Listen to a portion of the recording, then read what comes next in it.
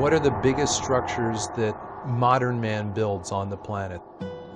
The biggest, most awe-inspiring structures we create are hydroelectric dams.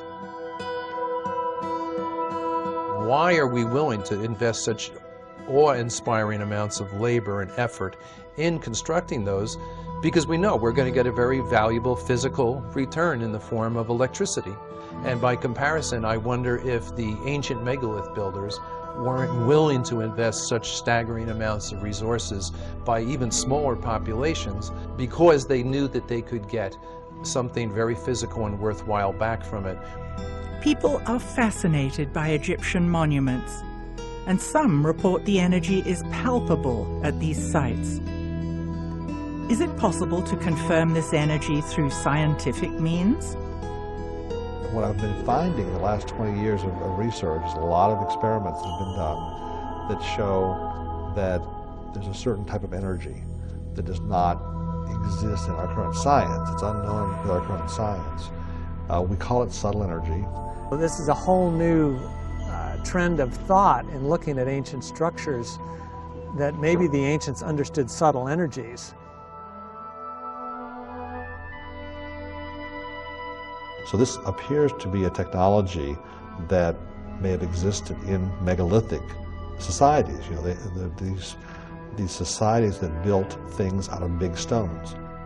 It makes sense that you could motivate an entire population to invest so heavily in building these structures, I think. And I don't mean to say by any means that this is the only purpose of the megaliths, but I think it's pretty clear that it's at least one of the primary or one of the important purposes for building these structures.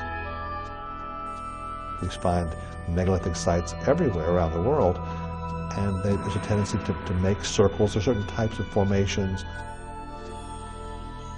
Megalithic sites occur all over the world. Is their placement random, or does the location of these sites reveal yet another hidden layer of ancient knowledge? One thing I've found looking at different megalithic structures over a few continents and numerous places around the world, overwhelmingly these places, the pyramids, the Stonehenges, etc. of the world, were placed on ground where an unusual type of geology naturally concentrates the regular daily natural electromagnetic fluctuations that occur everywhere on the Earth each day. If you go into England, for example, the ley lines that cross England, the Michael line, which is hundreds of miles long, that crosses England, that carries this energy along that line. It will therefore generate electric currents in the land called telluric currents in the straight geological sense of that word. And those occur everywhere on the planet. But we know that this ley energy, this subtle energy, passes along these lines. There are certain special types of geology that will magnify those several-fold. And that's where we found the megalith builders preferred to put their monuments. And typically where lines cross, where you get more than one line intersecting, temples were often built. These are called conductivity discontinuities, which sounds highly technical, but it's merely the place where one area of ground that has a good ability to conduct electricity meets another area of ground that has a lesser ability to conduct these natural electric currents. The Chinese had the same tradition. They call them dragon lines. It was illegal for a commoner to be buried on such a line. A king had to be buried on such a line. They put palaces there. There's a whole series of sacred sites that are always built on lines like this. I want to say in this area about the location of temples. You have to have symbols appear on the ground. When it's seen, then this is the place where people naturally come to get more healthy energy from that spot. You know, energy puffs from the earth. And it appears as though they were attempting to control the flow of this energy and use it for their own purposes.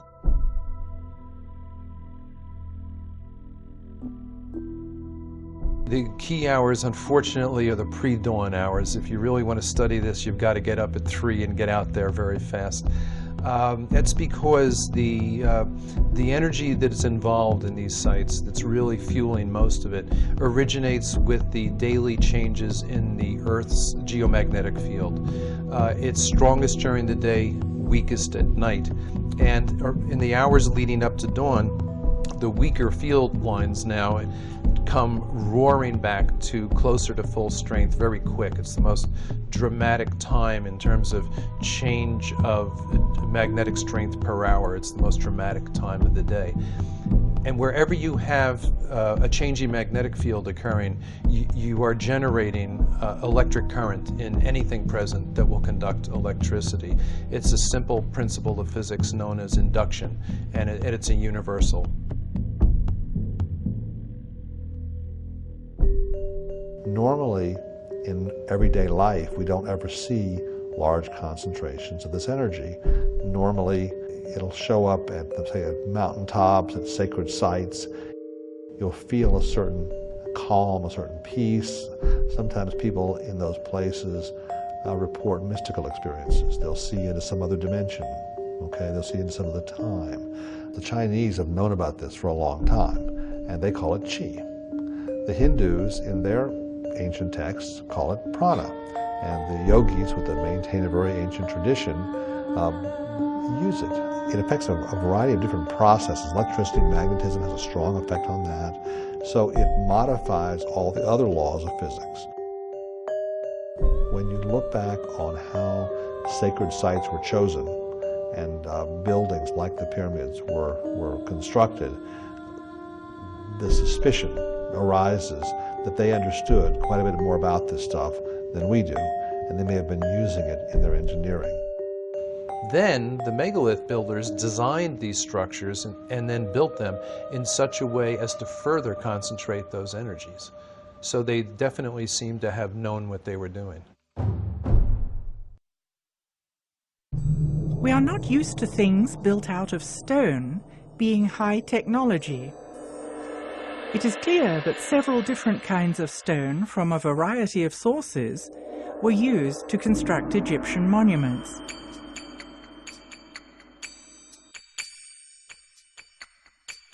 Did the distinct qualities of the stones serve a special purpose? What I do find fascinating is that the core of the pyramids, at least at Giza, are made out of one type of limestone. Now, it is the limestone that was closest, but it also happens to be the type that's called dolomite because it's got a high magnesium content. And because of that metal content, that kind of limestone conducts electricity pretty well. And then they chose to sheath the pyramid in the whiter Tura limestone, which, granted, it's whiter and it's prettier and all that, but it also has almost zero magnesium content. And therefore, it's a much poorer conductor of electricity. It's closer to a pure calcium carbonate, which is what all limestone is. And pure calcium carbonate conducts electricity much more poorly than dolomite does. It's interesting to me that those outer stones were the ones that they cut so precisely that all these thousands of years later you still can't get a razor blade between them. Because basically what we've got here is we've got a situation with a highly electrically conductive core of those pyramids wrapped in what is effectively a very effective insulator. Why the granite in the passageways, you know? And so, of course, I'm thinking from an electrical point of view and a physical point of view. Is there anything special about granite? And yeah, there is. Granite is slightly radioactive, and it will ionize or electrify the air. It releases radon gas, which is radioactive. Granite is a transmission stone. It's not dead stone. It's alive. So you have these sealed shafts with granite linings, and I wonder if it wasn't designed to keep an electrical charge present in those shafts. They were built exactly like, if you will, an insulated wire, only more so because you've got all the charge in the ground that's spread across the base, concentrated all the way up into this tiny spot at the top.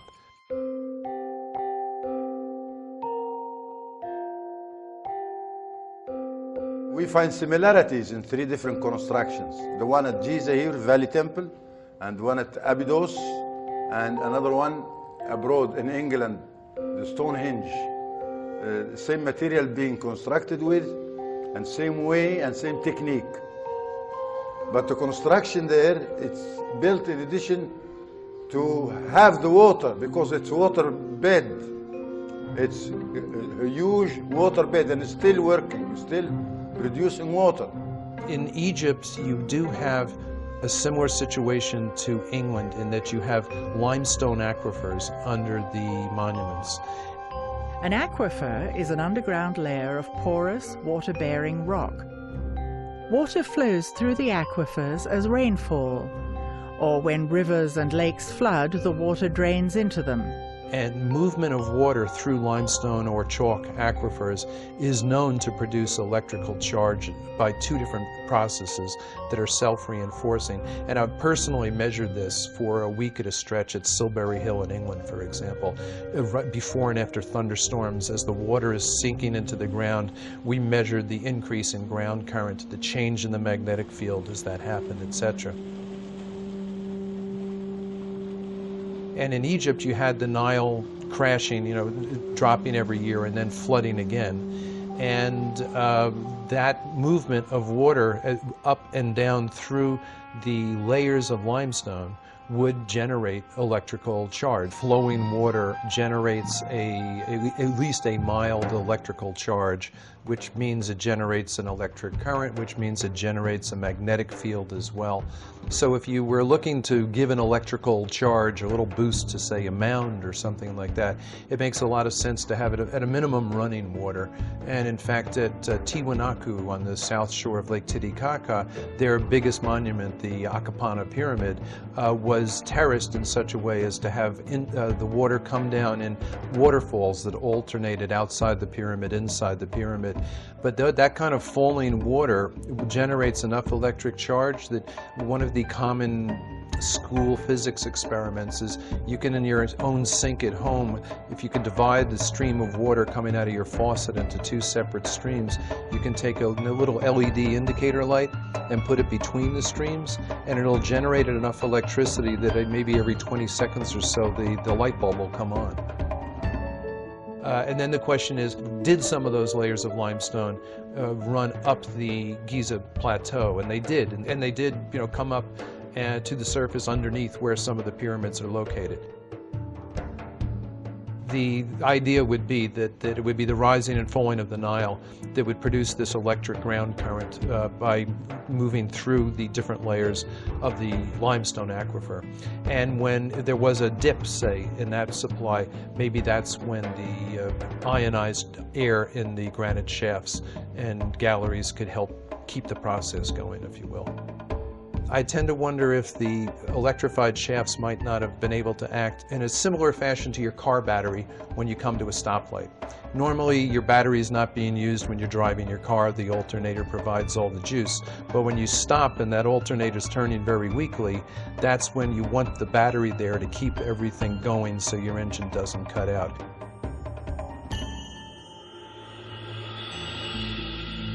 So you've got this concentration of negative charge from the ground at the peak of the pyramid or mound, and a concentration of positive charge above it. And if those 2 become strong enough, you can start to get brush discharge, which would mean it would glow, like ball lightning, for example. It's a theory. Why in the Great Pyramid is there no frescoes, there's nothing, no decorations at all? Now, some people have proposed the idea that the pyramids are actually energy machines. And so I liken this to the fact, like, you wouldn't put a decoration inside your oven.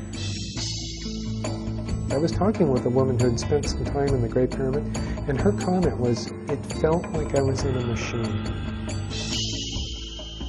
She said it was not like this, oh, it's a wonderful shrine. She said it felt very functional.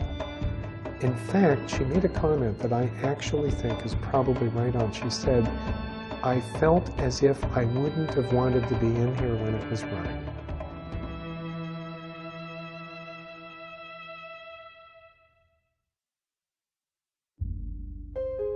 Invisible, subtle energy occurs around us all the time and is measurable by science. We had noticed a lot of people showing us photographs from megalithic sites that disproportionately often seem to have these balls of light in there, usually flash photos. Orbs are often written off as dust or other particles in the air, but that does not change the fact that they seem to occur more often in particular places at particular times. At Tikal, at the top of the most energetic pyramid that we found down there, we took a lot of flash photos during the course of our 8-hour stakeouts, which would run from roughly 3 a.m. till 11 a.m.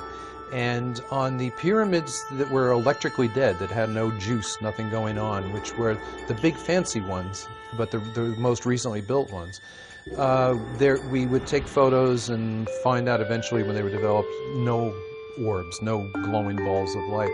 But on the oldest pyramid down there, where we did work and got all kinds of results, that was 1,200 years older than the big fancier ones. In that case, the photography we got back from our own simple flash cameras, they were literally choking the screen with these balls at the period at which the air had its highest in electrical charge. And on the strongest day down there, I was recording electrical charge higher than I've recorded even in thunderstorms back home. We don't know what orbs are, but our personal guess is that they're balls of ionized or electrified air that will tend to hang together. A good analogy would be ball lightning, where it's simply so electrified that the molecules are excited enough to glow. Other evidence shows that there is energy occurring naturally everywhere on the planet that our science knows about but seems to ignore. Nikola Tesla sought to provide the world with free wireless electricity for everybody on Earth. He discovered that electricity occurred naturally throughout the Earth's atmosphere and ground. The telluric currents in the ground that John Burke discussed, and the electricity present in the ionosphere in the atmosphere, which is ionized by the sun. He also created and developed ways to harness those energies. Tesla, who teach Nikola Tesla to get to that power of electricity? And he didn't invent it, it's already there, but he know how to use it. And not only that, he did not take an advantage like Mr. Edison. Tesla wanted to harness the natural energy that exists everywhere on Earth and make it free to the public. Edison endeavored to produce and distribute electricity by creating a regulated monopoly for profit. He became rich and the people more light into their home. Yeah, so Nikola Tesla, he's the one think of how to use this energy. Between 1901 and 1917, the Tesla Tower was built on Long Island as a wireless broadcasting system for telephone and electrical signals. Interestingly, it was constructed on an aquifer with descending passageways and tunnels beneath it. At the time, few understood how it worked. Tesla's funding was ultimately dropped by J.P. Morgan because Tesla wanted the wireless electricity to be free, and therefore J.P. Morgan couldn't make a profit. So even though Tesla's genius was seen by many, he was still driven into obscurity. The energy to create free wireless energy has always existed on our planet and still exists today. And it's not the only energy on our planet, there are plenty. Rivers are flow by energy. Tsunami is energy. Frequencies are energy. If we have the electricity now, it's based on explosion energy. Now, the sound energy based on a technology different from the explosion energy, and it's known as implosion energy. This energy was not the kind of energy that we have that pollutes. It was a completely passive energy that had no byproducts. The energy we use today is generated by combustion and is non-renewable. It is called explosion energy and leaves exhaust and pollution. Our system all over the planet today is based on the explosion energy. That's why the petrol is too expensive. In contrast, implosion energy, like solar panels and wind power, is clean and renewable. We are beginning to realize that we need sustainable energy. The implosion energy, very simple. All what you need is the beam of the sun on a running water. Not just running in a straight line, but in a zigzag. And that's, you find all the tunnels are in a zigzag form for such a purpose. In addition to the limestone aquifers underneath the pyramids, there is evidence of a network of man-made tunnels. As a boy, when I'm living in my house, which is a few 100 yards away from the nose of what we call the Sphinx Tefnuti, this was my playing yard, and I know tunnels. I walked in these tunnels, I swim in these tunnels, I crawl in these tunnels, and I know that this is one way of creating energy.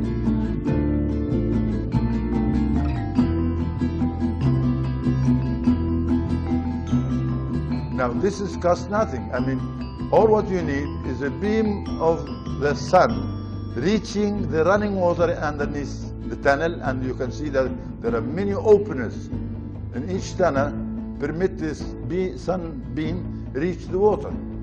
And when it does, then the energy is there. Energy is not just to run your car, or it's run the people, feed the people.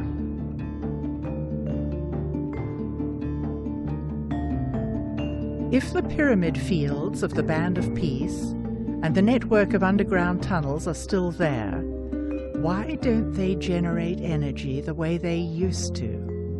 In the condition of the pyramids now, stripped of those smooth insulating outer casings, it's going to leak electrical air about as well as a car radiator radiates heat. I mean, it's almost perfectly designed to weaken that, and yet still you get these reports of people like Siemens, who was one of the pioneers of electricity, and he was an Englishman. There's even a unit of electrical, I believe, resistance named after him called the Siemens. He was on top of the Great Pyramid, I think, during the 1880s, and they began to notice that when his Arab guides stood up and spread his fingers, they'd hear a ringing. And when he closed them, you wouldn't. And he stood up, and he could sense the literal electricity in the air. And on the spot, he improvised an instant Leyden jar, which is one of the earliest things they used to use to store electric charge. And he did it by opening a wine bottle, wetting some newspaper, wrapping the wet newspaper around the glass wine bottle, and holding the wine bottle up above his head until sparks started to issue from the wine bottle. And at that point, his Arab guides started accusing him of things like witchcraft. They got into a physical struggle, and he accidentally touched one of the guides with the charged wine bottle, and it knocked the man to the ground and unconscious for a short period, after which they took off down the pyramid. But there was, in other words, a professional scientist familiar with electricity in its rudimentary but accurate forms, sensing exactly that, even in this ruined condition that the pyramid's in.